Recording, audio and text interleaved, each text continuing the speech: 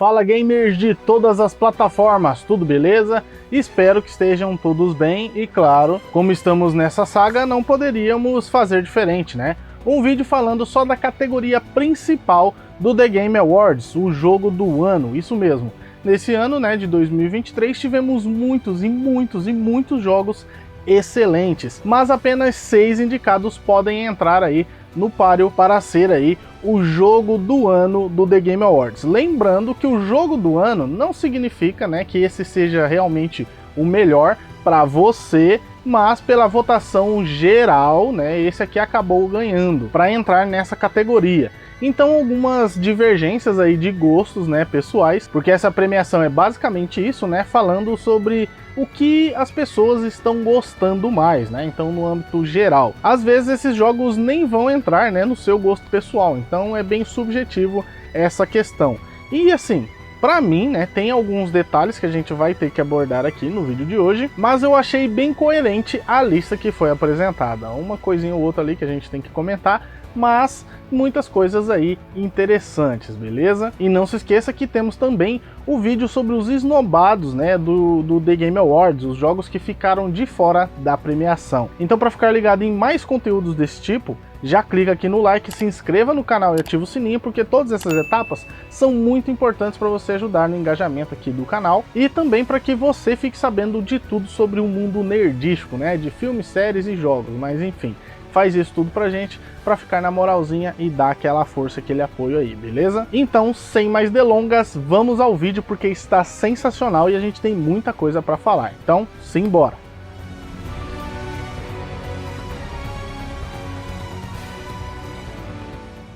E bom, a gente pode começar falando de Resident Evil 4 Remake, isso mesmo. Pelo próprio jogo já é uma questão ali na hora da votação, né? Porque muita gente, inclusive eu, não concorda, por exemplo, que remakes ou remasters participem, né, da TGA, porque isso abre uma pequena brecha aí para as produtoras, né, fazerem jogos meio que repetidos. Porque nada mais, nada menos do que é isso. Um jogo que realmente já fez um grande sucesso e que tem um grande apelo ao público que já jogou e também, né, pega aquela parada mais nostálgica. Fora que a produtora, né, os desenvolvedores já sabem que o jogo vai vender muito, porque ele já tem um histórico. Ninguém faz, por exemplo, um remaster, um remake de um jogo que não vendeu ou que foi um flop, né? Então, por aí você já tira essas conclusões. E Resident Evil 4 não é o primeiro, né, a fazer parte desse rol dos melhores jogos, né, porque realmente a indústria dos remakes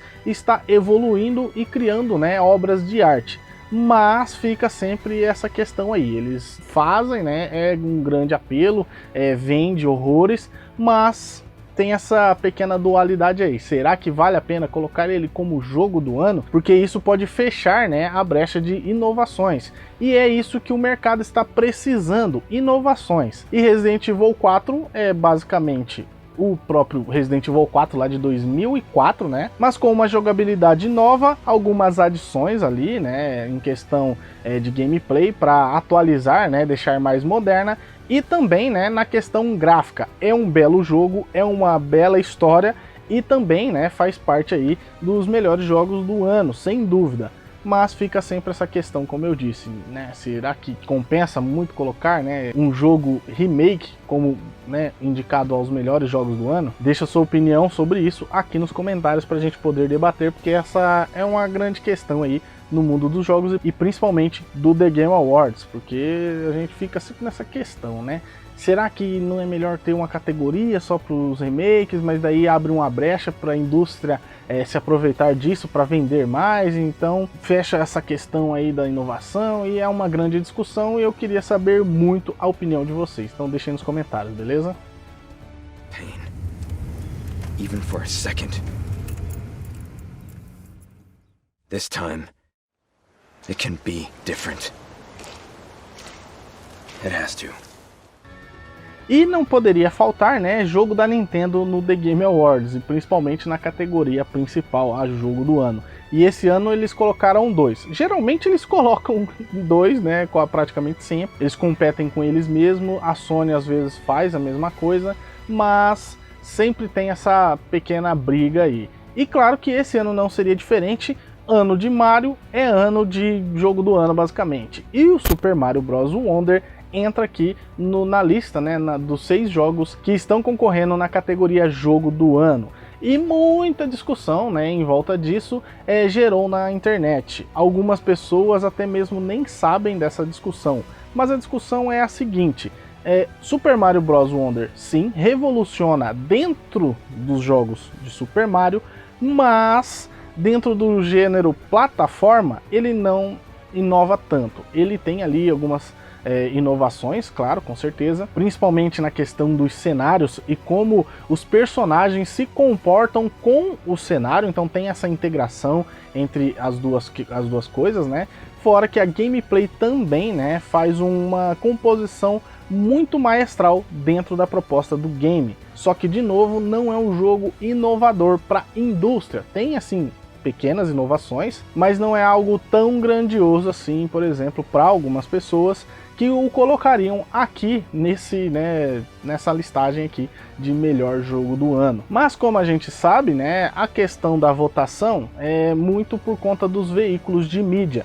E claro que os veículos de mídia sempre puxam um pouco aí de sardinha, né, pro lado da Nintendo, ao colocar jogos históricos como The Legend of Zelda, Mario. Se vir um DK provavelmente vai estar nessa categoria também.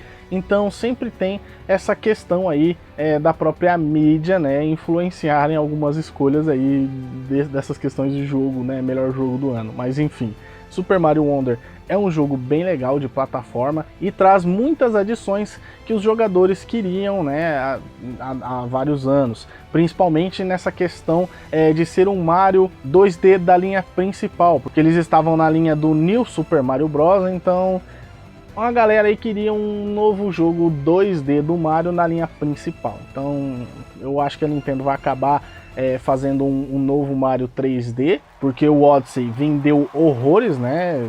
E assim, é um jogo excelente. E claro, vão continuar com essa linha 2D com uma outra pegada ali. E eu acho que o próximo vai ter que ser muito mais inovador. Mas assim, então, o Super Mario Bros. Wonder entra na listagem de melhores jogos de 2023.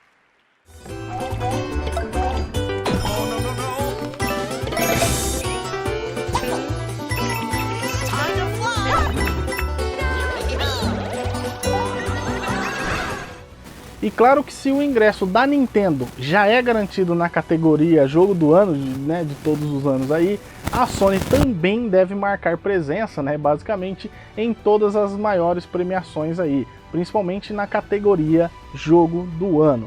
E esse ano eles estão concorrendo com o Marvel's Spider-Man 2, que traz muitas adições novas, né? Principalmente aí um mapa maior e, claro, features, outfits e também inimigos novos para dentro da franquia, mas de novo não é um jogo tão inovador no âmbito de, né, geral, assim, no âmbito geral mesmo de jogos de mundo aberto que o fazem, na minha opinião, que ele consiga, né, ganhar aí a categoria Jogo do Ano. Lembrando que ele faz sim boas adições para a franquia, aumenta muito, né, o escopo do jogo, do primeiro jogo e também do Miles Morales, mas ainda assim não é um jogo inovador, é um jogo ótimo, excelente, tem várias coisas que o colocaram aqui, mas principalmente, na minha opinião, outros jogos poderiam, né, com essa vaga do que foi, por exemplo, o Marvel's Spider-Man. Mas como a Sony teria que estar aqui para fazer aquela mídia, na minha opinião de novo, né, eu acho que eles acabaram colocando, né, por conta desse motivo. Porque para mim, o Spider-Man 2 traz várias coisas, né, legais para quem é fã aí do Spider, mas em questão de roteiro e como eles construíram a história para deixar ali o Peter de lado, para, sei lá, lacrar em vários momentos, escolhas ali que ficaram meio dúbias, né, em questão de narrativa, me pegaram muito. Então eu acho que, sei lá, eles poderiam aproveitar de outras formas e, claro, né, para se expressar dentro do game. Claro que tem que ter algumas coisas, mas eu acho que eles foram demais ali na lacração e também, né, tentando deixar de lado o próprio Peter Parker, né? Então, sei lá, eu achei meio estranho em alguns momentos, mas lembrando, como eu disse, na parte narrativa, porque no gameplay Que gameplay gostoso, a parada é insana, é bem fluido, assim como foi, né, os antecessores aí, o Miles Morales e o próprio Spider-Man 1, né, e que traz tudo que foi os jogos anteriores, mas com adições à gameplay, como alguns novos combates, um novo estilo de combate com o simbionte e também, né, o planador. Então tem várias coisas que eles realmente estão aproveitando, né, da tecnologia e usufruindo para fazer com que a gente se sinta o Spider-Man. E um outro aproveitamento seria ali, né, os loadings, o que eu acho que é o grande fator decisivo, né, da nova geração, mas poucos estão utilizando. Fora que algumas coisas você fica, mas é só por isso, né? Só pelo carregamento rápido que não saiu para a antiga geração? Talvez, mas a parte técnica, né, eu não consigo falar para vocês porque eu não entendo muito. Mas o que a gente consegue ver, né, como leigos nesse assunto, é que sim, poderia talvez sair uma versão para o PlayStation, né, 4 e do PlayStation 5 ter essas adições. Então por isso eu acho que Marvel's Spider-Man 2 entrou aqui na categoria melhor jogo do ano.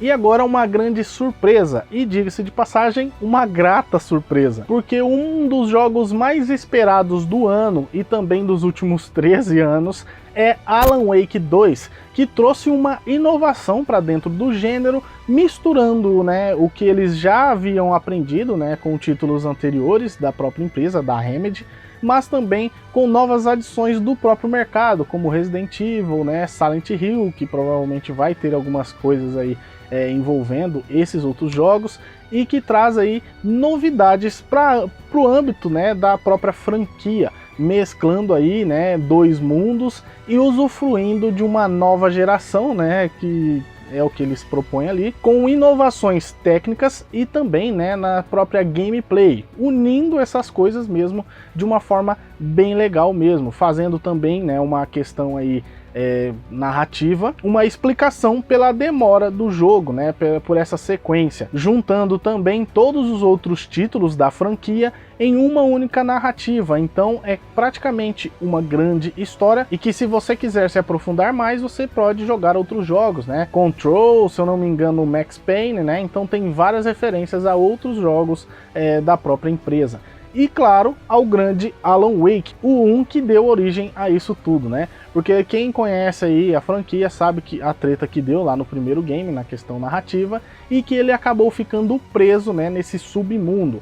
E então a gameplay que envolve todo o Alan Wake, nele procurando uma saída desse submundo e uma agente do FBI tentando ajudar ele na investigação do outro lado, meio que sem saber a existência dele até certo momento. Então é bem interessante ver essa questão que a empresa levantou, né, trazendo assim uma grande inovação para dentro da indústria e também para a franquia, misturando aí essa questão histórica, né, dando uma aula de narrativa e direção e, claro, o design, né, de gameplay, o game design aí de gameplay, de história, então tudo isso que envolve o jogo. Eles realmente acertaram a mão e que acabou, né, estourando aí, né, de uma forma excelente e principalmente trazendo novos jogadores e agradando os antigos. Fora que tem aí alguns problemas técnicos em algumas plataformas que eles já falaram que já reconhecem, né,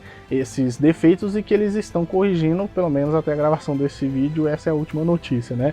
Vamos ver aí como vai lidar. Mas algumas pessoas, né, estão passando aí por vários e vários problemas, principalmente por conta da performance, porque o jogo é pesadíssimo, pesado demais, assim, os recomendados, né, no PC estão insanos. E esse jogo, né, que agradou aí muitas pessoas, ocupou aí uma das vagas de jogo do ano de 2023 e para muita gente é um dos favoritos, fazendo aí, né, o pódio, basicamente, dos favoritos do The Game Awards, que inclusive lidera, né, em questão aí de indicações, com 8 indicações.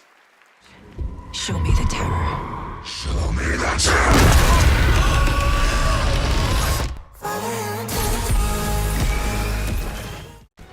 E junto com Alan Wake aí na questão das indicações, né, liderando aí a premiação, está Baldur's Gate 3, que foi uma grande surpresa e um estouro fenomenal, uma grande surpresa do ano de 2023.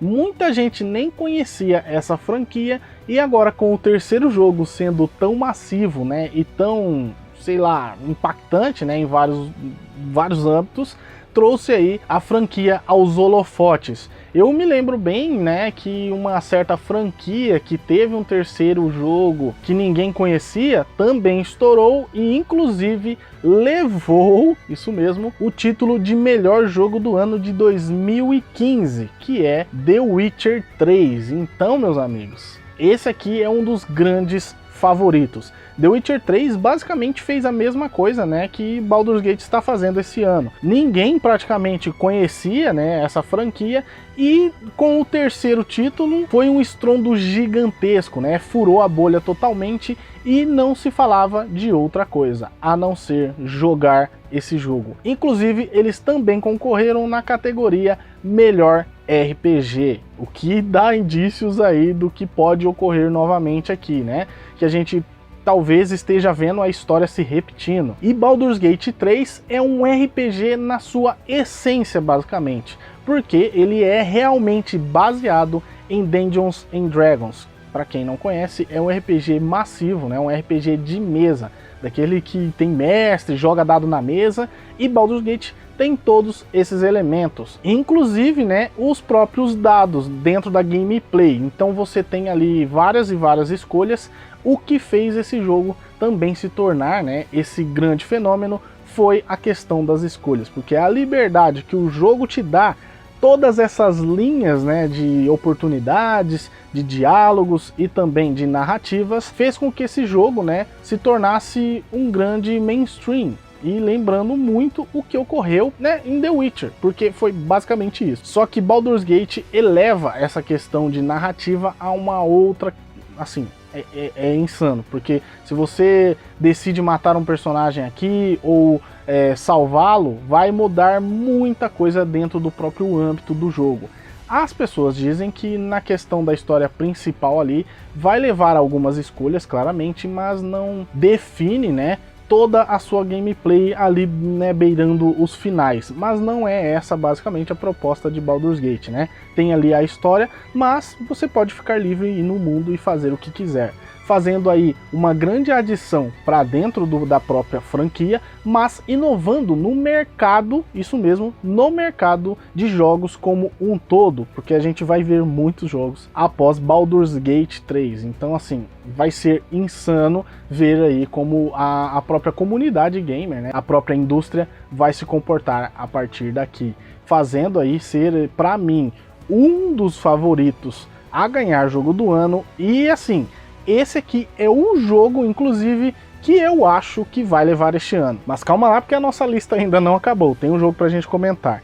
Por que eu acho isso? Basicamente, o que a gente vê dentro do mercado e também dentro do The Game Awards é que os jogos que ganham nessa categoria são jogos inovadores. Mas não só inovadores dentro do próprio gênero ou da própria franquia, mas inovadores no mercado. Fora que às vezes são jogos que realmente quebram a bolha e se tornam mainstream, fazendo um grande borbulho aí na comunidade gamer. E é por isso que eu acho que Baldur's Gate vai levar este ano.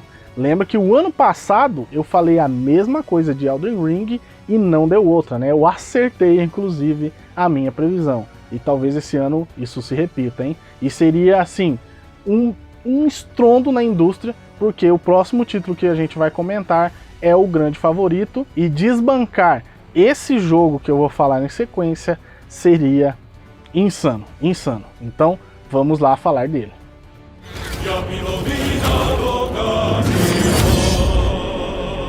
With rage.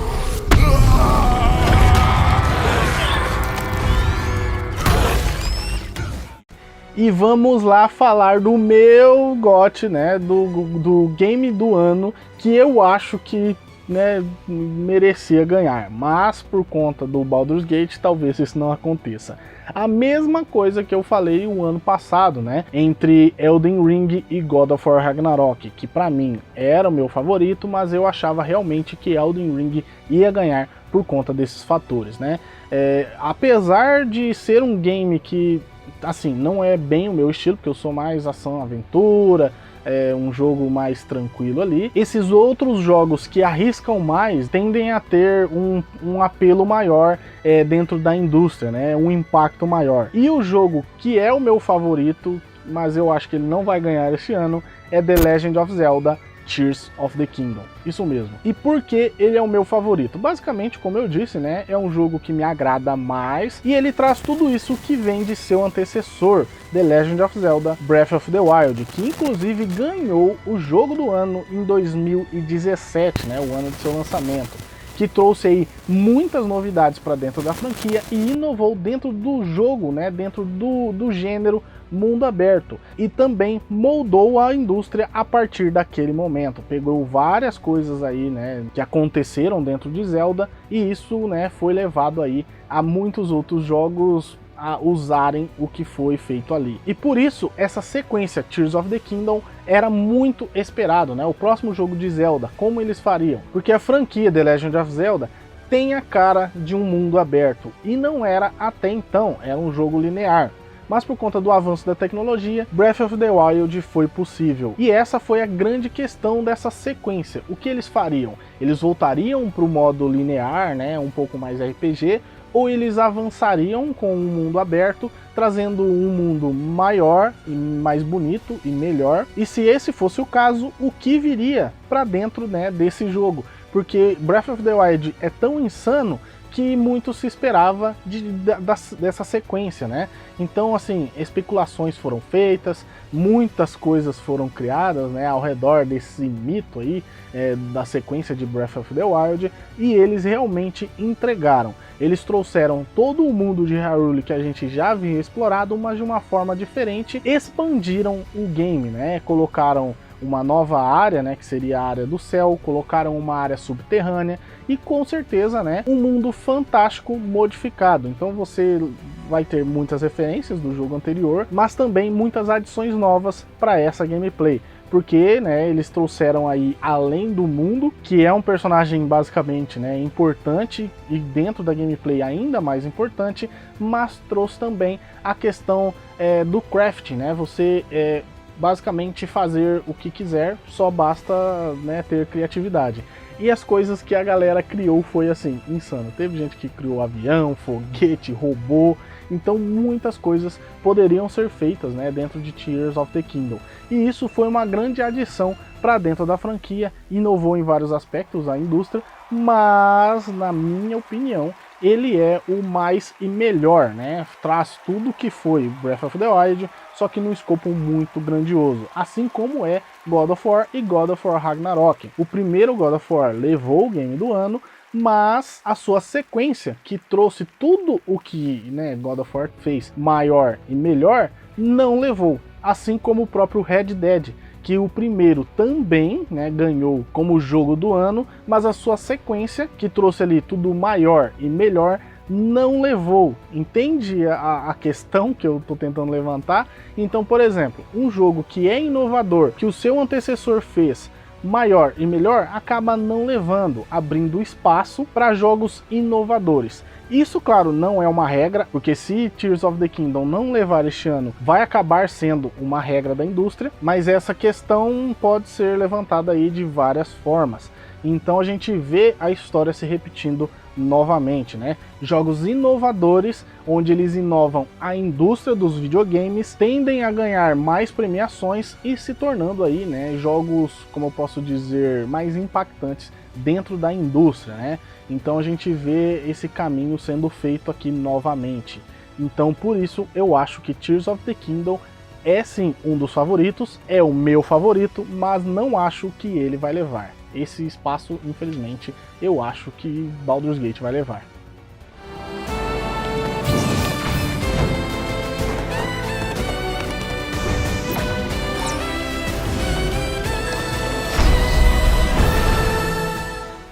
E bom pessoal, então é isso. Falamos aí dos 6 indicados a jogo do ano. Espero demais que vocês tenham gostado. Espero que vocês entenderam, né, todos os aspectos, todos os pontos que eu quis falar e quis passar para vocês sobre o que eu acho, né, sobre cada uma dessas indicações, sobre a própria indústria e, claro, a minha opinião sobre quem vai levar realmente o jogo do ano e cada ponto que foi levantado. Então eu acho que a indústria no todo vai acompanhar aí o que os outros anos do The Game Awards já foram, né, basicamente. Então a gente está vendo a história se repetindo. Então eu espero muito que vocês tenham gostado. Deixa aí nos comentários o seu jogo do ano e também o seu favorito, né, desses 6 que foram, né, mencionados.